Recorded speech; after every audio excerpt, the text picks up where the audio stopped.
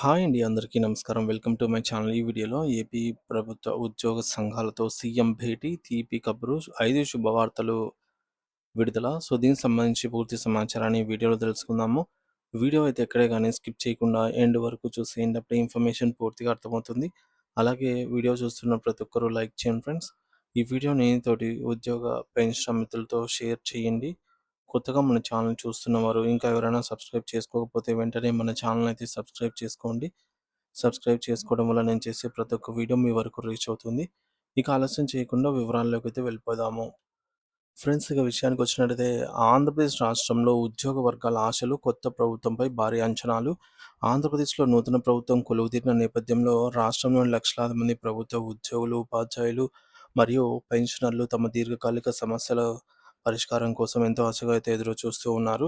గత ప్రభుత్వ హయాంలో ఎదురైన ఆర్థిక ఇబ్బందులు, పెండింగ్ బకాయిలు మరియు వివాదాస్పదమైనటువంటి లోపాలతో సతమతమైనటువంటి ఉద్యోగ వర్గాలకు కొత్త ప్రభుత్వం ఒక ఆశాకిరణంలాగా కనిపిస్తోంది.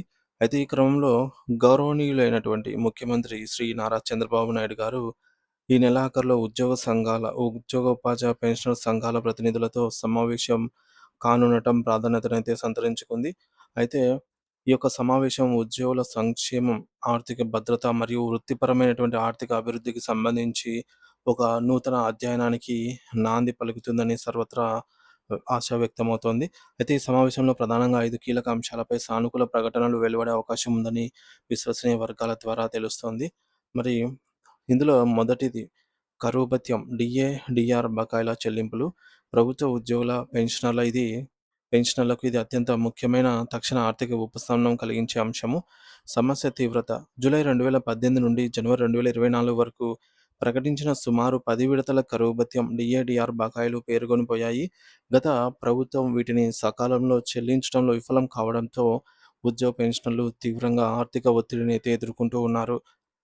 తర్వాత ప్రభుత్వ ప్రణాళిక దీనిపై పెండింగ్‌లో ఉన్నటువంటి భారీ బకాయిలను ఒకేసారి చెల్లించటం ప్రస్తుత రాష్ట్ర ఆర్థిక పరిస్థితుల్లో కష్టం కాబట్టి వీటిని విడతల వారీగా ఉద్యోగుల ప్రావిడెంట్ ఫండ్ పీఎఫ్ మరియు బ్యాంకు ఖాతాల్లో జమ చేసేందుకు ప్రభుత్వం ఒక స్పష్టమైన ప్రణాళికను రూపొందిస్తోంది.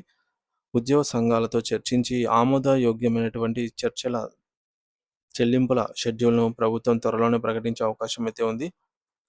అంచనా వేయబడిన బకాయిలు గమనిక 11వ పీఆర్సీలో కొన్ని డీఏలు విలీనం కావడము, అలాగే కోవిడ్ సమయంలో మరికొన్ని డీఏలను రద్దు చేయడం వంటి కారణాల వల్ల ఈ యొక్క టేబుల్‌లోని వివరాలు కేవలం అంచనా మాత్రమే. వాస్తవ వివరాల్లో స్వల్ప మార్పులైతే ఉండవచ్చండి. సో, ఎంత బేసిక్ వారికి ఎంత హైయర్ అమౌంట్ రావాలనేది టేబుల్‌లో చూడొచ్చు. 25,000 బేసిక్ పే వారికి 1,90,000, 40,000 బేసిక్ పే వారికి దగ్గర దగ్గర 3,00,000, 60,000 బేసిక్ పే వారికి 4,63,000, 80,000 బేసిక్ పే వారికి 6,00,000 పైమాటే. అలాగే 1,00,000 బేసిక్ పే ఉన్నవారికి 7,10,71,000 ఈ విధంగా అంచనా వేయబడినటువంటి డీఏ అరియర్స్ అమౌంటు మొత్తం వారి వారి బ్యాంక్ ఖాతాల్లో చెందవలసిన అమౌంట్ అన్నమాట. ఈ బకాయిల చెల్లింపులు ఉద్యోగుల ఆర్థిక ఇబ్బందులను గణనీయంగా తగ్గిస్తుందని, వారి కొనుగోలు శక్తిని పెంచుతుందనైతే భావిస్తూ ఉన్నారు. ఇక రెండవ శుభవార్త ఏంటంటే 11వ వేతన సవరణ సంఘం పీఆర్సీ ఏర్పాటు. ఉద్యోగుల వేతనాలను ప్రతి 5 ఏళ్లకోసారి సవరించడానికి పే రివిజన్ కమిషన్ పీఆర్సీ ఏర్పాటు చేయడం ఆనవాయితీ. ప్రస్తుత పరిస్థితి 11వ పీఆర్సీ అమలు విధానంపై ఉద్యోగుల్లో తీవ్ర అసంతృప్తి నెలకొని ఉంది. ఫిట్మెంట్‌తో సహా అనేక అంశాలలో నష్టం జరిగిందని భావించినటువంటి ఉద్యోగ సంఘాలు దీనిని రివర్స్ పీఆర్సీగా అభివర్ణించాయి. అయితే ప్రభుత్వ నిర్ణయం జూలై 1, 2023 నుంచి అమలు కావాల్సిన 12వ పీఆర్సీ ప్రక్రియ ఇంకా ప్రారంభం కాలేదు. ఎన్నికల హామీ మేరకు ప్రభుత్వం వెంటనే 12వ పీఆర్సీ కమిషన్‌ను నియమించేందుకు కసరత్తు ప్రారంభించింది. ఈ కమిషన్ ఉద్యోగుల వేతనాలు, అలవెన్స్‌లు మరియు ఇతర ఆర్థికేతర ప్రయోజనాలపై సమగ్ర అధ్యయనం చేసి ప్రభుత్వానికి నివేదిక సమర్పిస్తుంది. అయితే ఈ ప్రక్రియను వేగవంతం చేసి ఉద్యోగులకు న్యాయపరమైనటువంటి ఫిట్‌మెంట్ అందించాలని ప్రభుత్వము భావిస్తోంది. ఇక మూడోది మధ్యంతర భృతి ప్రకటన. కొత్త పీఆర్సీ నివేదిక రూపకల్పన, అమలుకు సమయం పట్టే అవకాశం ఉన్నందున ఉద్యోగులకు తక్షణ ఆర్థిక ఉపశమనం కలిగించడానికి ప్రభుత్వం మధ్యంతర భృతి ఐఆర్‌ని ప్రకటిస్తుంది. ఉద్యోగుల డిమాండ్లు ప్రభుత్వం తమ ఎన్నికల మేనిఫెస్టోలో హామీ ఇచ్చినట్లుగా ఉద్యోగులకు గౌరవప్రదమైన ఐఆర్ ప్రకటించాలని ఉద్యోగ సంఘాలు కోరుతున్నాయి. కనీసం 30% ఐఆర్ ఇవ్వాలనైతే వారు ఆశిస్తూ ఉన్నారు. అంచనా వేయబడిన జీతాల పెరుగుదల 30% ఐఆర్‌తో ఈ టేబుల్‌లో అయితే చూడొచ్చు.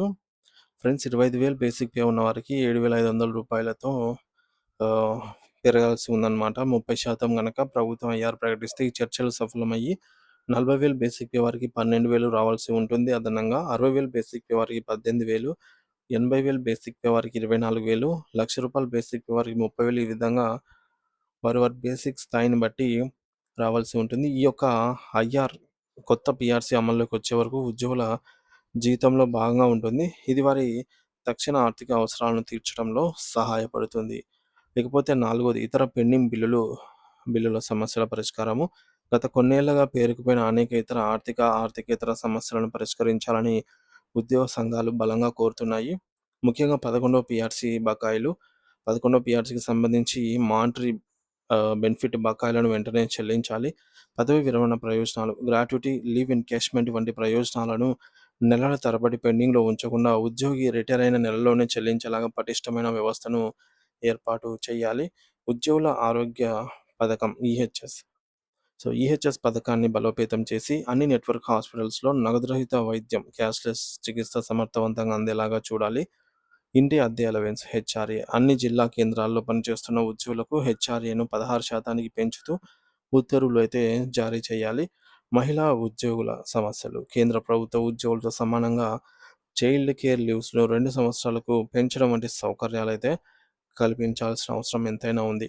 ఇక ఐదవది క్రమబద్ధీకరణ, కారుణ్య నియామకాలు మరియు ఖాళీల భర్తీ. ప్రభుత్వ యంత్రాంగం సమర్థవంతంగా పనిచేయడానికి సమాన వనరుల నిర్వహణ కీలకం.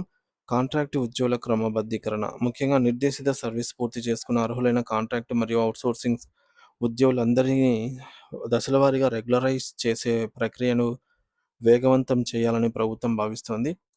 కారుణ్య నియామకాలు. సర్వీస్‌లో ఉండగా మరణించిన ఉద్యోగుల కుటుంబ సభ్యుల కారుణ్య నియామకాల ప్రక్రియను సులభతరం చేసి జాప్యం లేకుండా ఉద్యోగాలు కల్పించాలి. ఖాళీల భర్తీ. ప్రభుత్వ శాఖలలో ఖాళీగా ఉన్న పోస్టులను ఒక క్యాలెండర్ ప్రకారంగా భర్తీ చేయడం ద్వారా నిరుద్యోగ సమస్యను తగ్గించడంతో పాటుగా ప్రస్తుత ఉద్యోగులపై పని భారాన్ని తగ్గించడానికి ప్రభుత్వం కట్టుబడి ఉంది. ముఖ్యమంత్రి శ్రీ నారా చంద్రబాబు నాయుడు గారు తీసుకోబోయే ఈ నిర్ణయాలు రాష్ట్రంలోని ఉద్యోగ వర్గాల్లో కొత్త ఆశలను రేకెత్తిస్తున్నాయి.